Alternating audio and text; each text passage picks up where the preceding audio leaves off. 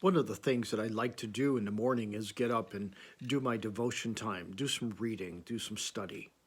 I like it because it challenges my thinking. It's part of what I like doing with these videos is think about it. Start thinking about things. Well, this morning I'm reading in Luke chapter 22, and it's the story of Jesus being arrested in the Garden of Gethsemane.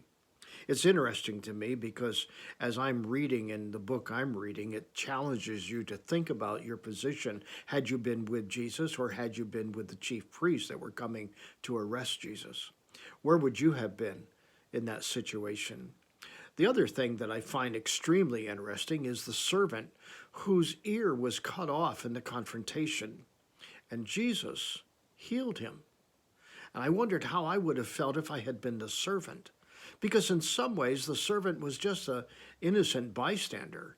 He was there under the order of his master, the one he served.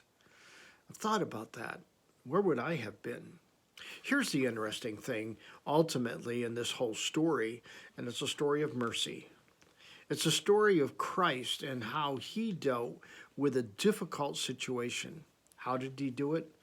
With mercy. This is what it says in Ephesians chapter 3. It says, "But God's mercy is great, and he loved us very much.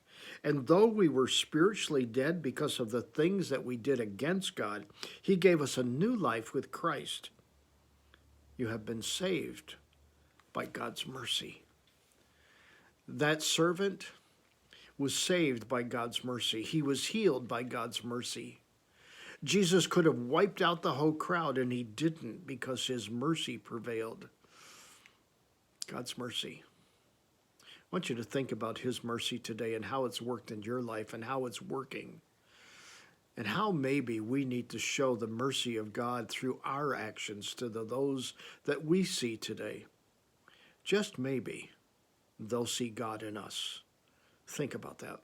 Hey, until next time, God bless.